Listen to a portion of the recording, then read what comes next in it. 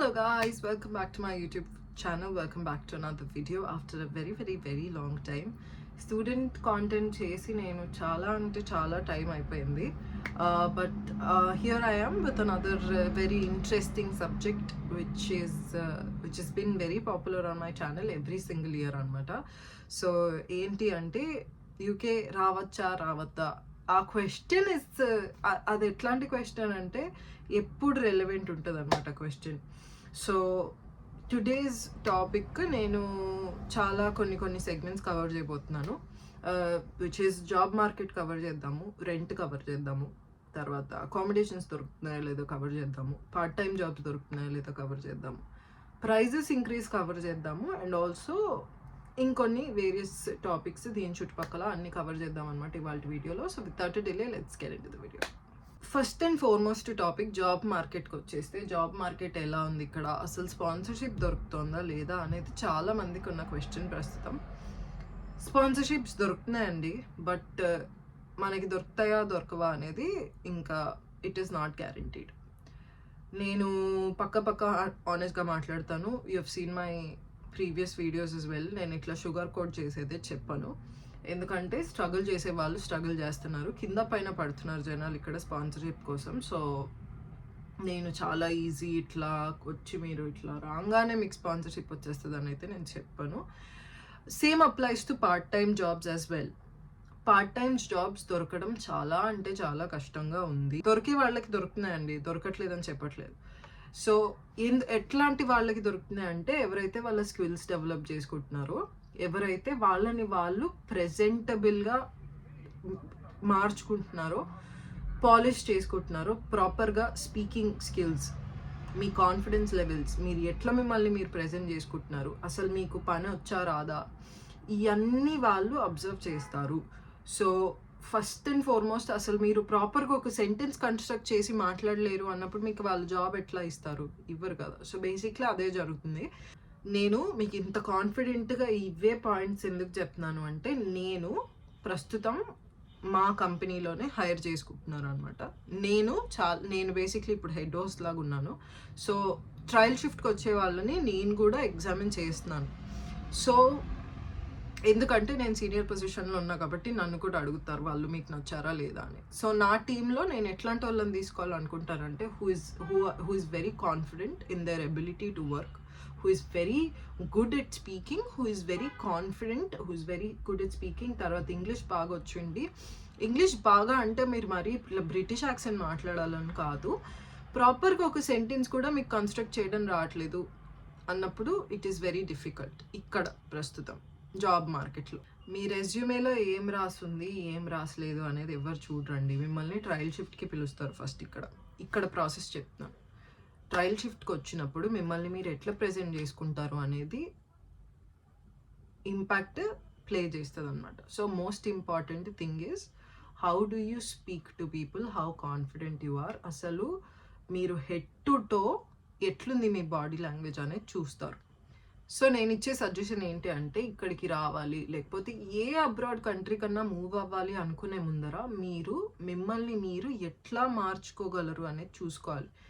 So మీరు అసలు ఎట్లా మాట్లాడాలి, స్పోకెన్ ఇంగ్లీష్ క్లాసెస్ ఉంటాయి కదా, స్పోకెన్ ఇంగ్లీష్ క్లాసెస్ తీసుకోవడం, పర్సనాలిటీ డెవలప్మెంట్ క్లాసెస్ తీసుకోవడం, మిమ్మల్ని మీరు ఎట్లా రెడీ అవ్వచ్చు, అవుటర్ అపియరెన్స్ కూడా, మీరు వేసుకునే క్లోత్స్ దగ్గర నుంచి మీరు ఎట్లా మిమ్మల్ని మీరు ప్రెజెంట్ చేసుకోవచ్చు అనేవి, ఈ అన్ని పాయింట్స్ మీరు బ్రెయిన్లో పెట్టుకోవాలి జాబ్ మార్కెట్కి వచ్చేసరికి. అండ్ దెన్ నేను నా ఓన్ ఎక్స్పీరియన్స్, నేను ఇప్పుడు స్పాన్సర్షిప్ కోసం స్ట్రగుల్ చేస్తున్నా. నాకు 1 year మిగులుంది నా వీసా మీద. మా వాళ్ళు ఇస్తారో ఇరో తెలీదు, సో తెలియదు నాకు కూడా. కానీ నా ఫోకస్ ఏంటి అంటే, నేను చేసే పని నేను 100% వాళ్ళకి నేను చేయగలను అని ప్రూవ్ చేసుకున్నానంటే ఇస్తారు వాళ్ళు స్పాన్సర్. సో మీ ఫోకస్ ఏంటి ఉండాలి అంటే, ఎంతసేపటికి మిమ్మల్ని మీరు ప్రూవ్ చేసుకోవాలి. ఇక్కడికి వచ్చినప్పుడు ఎంత హార్డ్ వర్క్ అన్నా నేను చేస్తాను, ఎందుకంటే ఇది నా గోల్ అని పెట్టుకొని రావండి. ఎవరో వస్తున్నారు కదా అని చెప్పి టైంపాస్ చేయడానికి మీరు వచ్చారంటే it is your loss, because you are paying a very huge amount of money to come back. Keep all of these things in mind before you come. Next పాయింట్కి వచ్చేస్తే, రెంట్ అండ్ లివింగ్ సిచ్యువేషన్ ఏంటి. Rents చాలా పెరిగిపోయినాయండి. నేను చెప్తున్నాను, నేను ఇప్పుడు ప్రస్తుతం పే చేసేది 650 ఈ రూమ్కి. బయట నేను ఇప్పుడు మూవ్ అవుదాము అనుకుంటున్నాను అనమాట. మూవ్ అవ్వడానికి వెతుకుతుంటే 800, 900 పౌండ్స్, 1000 పౌండ్స్ తక్కువ లేవు. ఎందుకు అంటే ఇట్ డిపెండ్స్. మీరు ఒకవేళ ఫస్ట్ వచ్చినప్పుడు నేను కూడా అడ్జస్ట్ అయ్యే ఉన్నానులేండి. బట్ నేను చెప్పే పాయింట్ ఏంటి అంటే ప్రైజెస్ ఇంక్రీజ్ అయినాయి.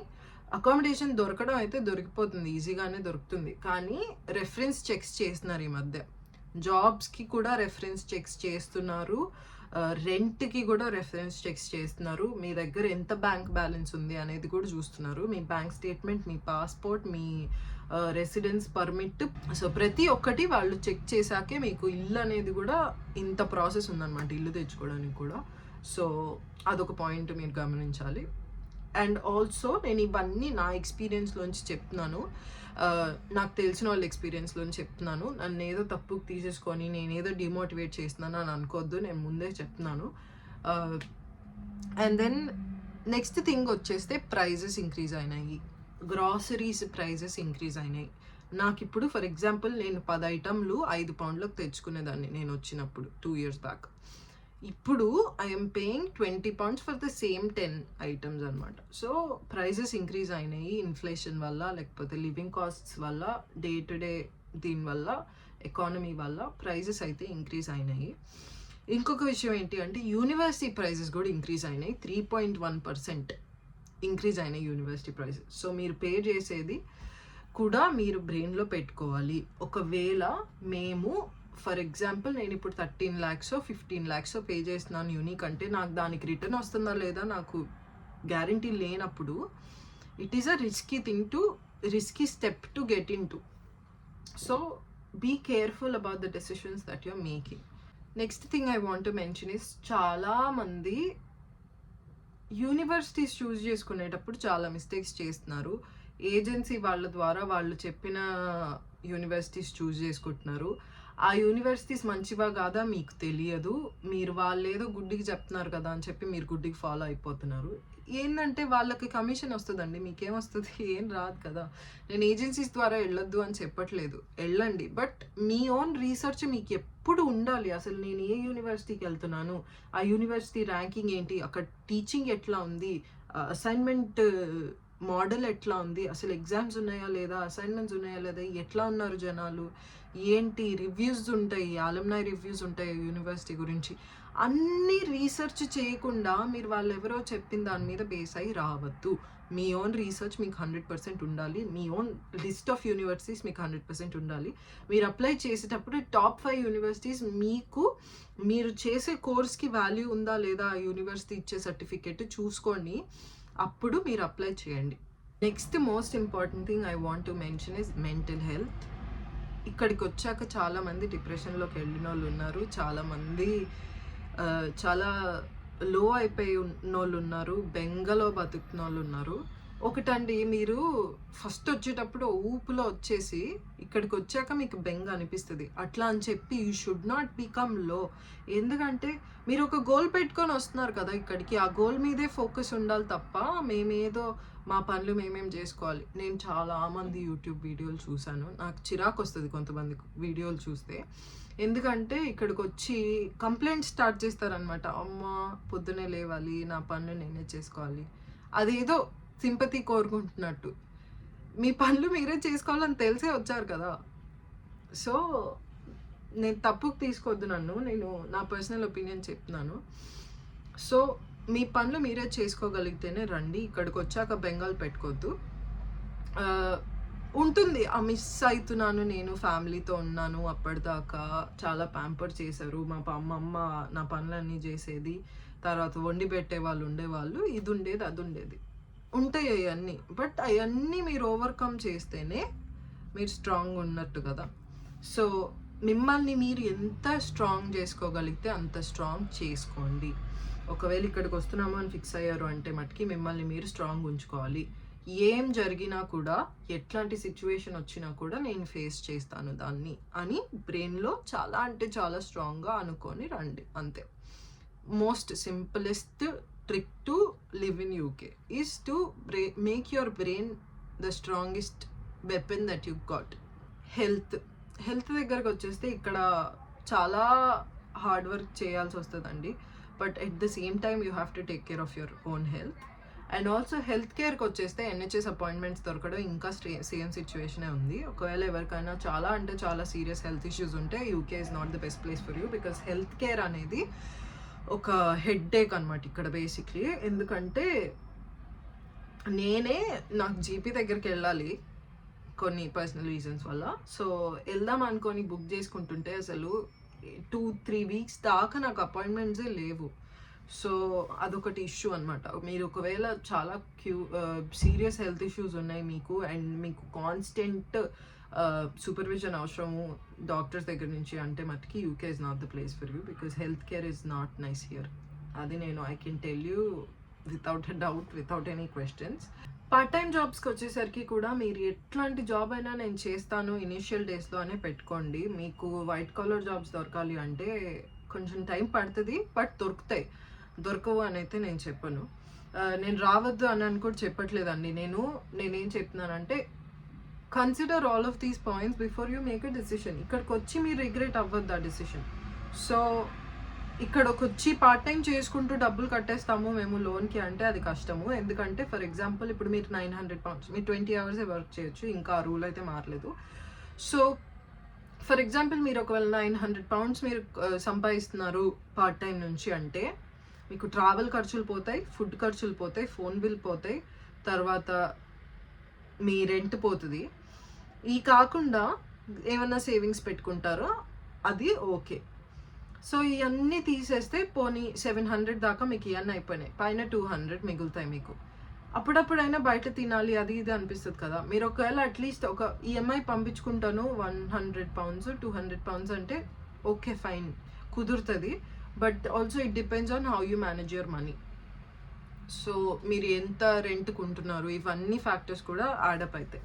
సో లోన్లు అయితే తీరవండి 1-2 yearsలో, అదైతే 100% తీరుతుంది. టైం పడుతుంది బట్ అవుతుంది.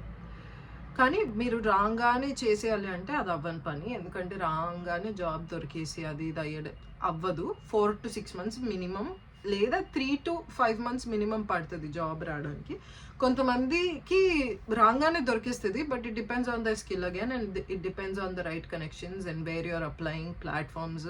మీరు ఎంత ఎఫర్ట్ పెడుతున్నారో అది అప్లై చేయడానికి అనేది కూడా ఇంపార్టెంట్. నేను వచ్చినప్పుడు 1000 పైన అప్లికేషన్స్ పంపించాను పార్ట్ టైం జాబ్స్కి. సో నాకు తెలుసు, నేను మీ ప్లేస్లోనే ఉండే నేను మొత్తం చూసి ఇప్పుడు ఇక్కడ ఉన్నాను. సో ఈమె ఊరికే అడ్వైజ్ ఇస్తుంది అని అనుకోవద్దు. I went through the same experiences as you guys. So I feel like I am good candidate to give advice.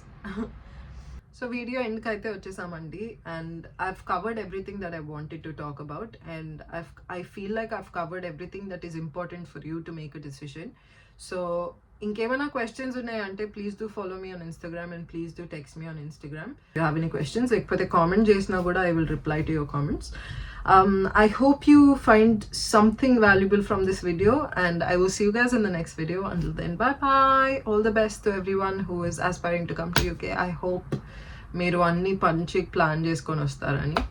So until then, bye.